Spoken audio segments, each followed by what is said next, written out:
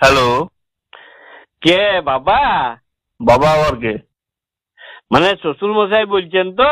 বাবা শ্বশুর মশাই? আপনি কি বলছেন? কোথায় ফোন করেছেন? এটা ইলেকট্রিক অফিস। হ, আমি বাপ্পি বলছি। ওই হইলো আর কি, ওই ইলেকট্রিক আর আমার বউ দুজনেই একই জিনিস। ইও সব সময় 220 ভোল্টে থাকে, একটুকু ছুলে একদম ঝটকা মারে। আর আমার বউ সেই একই জিনিস। আমার বউ পান থেকে চুন খসলে বাপের ঘর পালায়। আর আপনাদের ওই ইলেকট্রিকও একটুকু ঝড় বৃষ্টি একটু গাছের পাতা লড়িলে ও ফুস।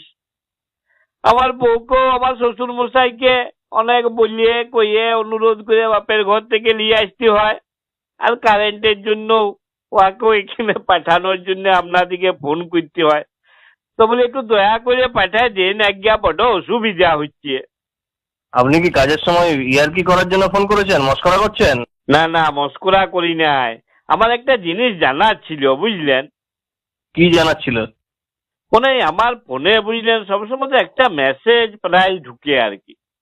কি মেসেজ? ওই ইলেকট্রিক পোস্ট থেকে ছিঁড়ে যাওয়া তারে বা মাটিতে পড়ে থাকা তারে হাত দিবেন নাই।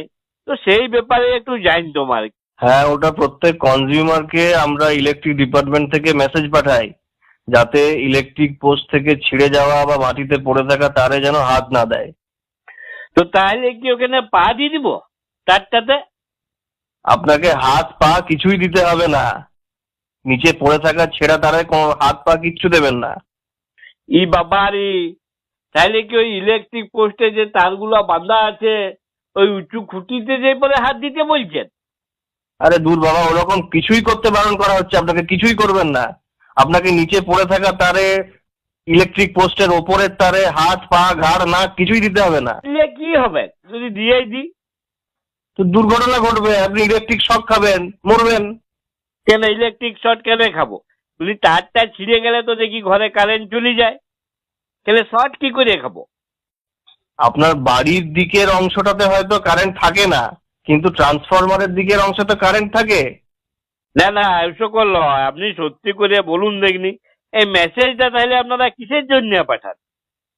বললাম তো, একবার একটা কথা কতবার বলবো? মেসেজটা পাঠাই আমরা জনগণকে সচেতন করার জন্য। ই বাবারি, আপনারা মেসেজ পাঠাইয়ে জনগণকে সচেতন করে দিবেন? বলি সিগারেটের প্যাকেটেও তো লেখা থাকে ধূমপান স্বাস্থ্যের পক্ষে ক্ষতিকর। তো আমি তো সারাদিনে 2 বান্ডিল বিড়ি ফুঁকে দিই। বলি আমার দেখে দেখে আবার বউ অভ্যাস করেছি। আচ্ছা, একটা সত্যি কথা বলুন দেখিনি, এই যে আপনারা মেসেজ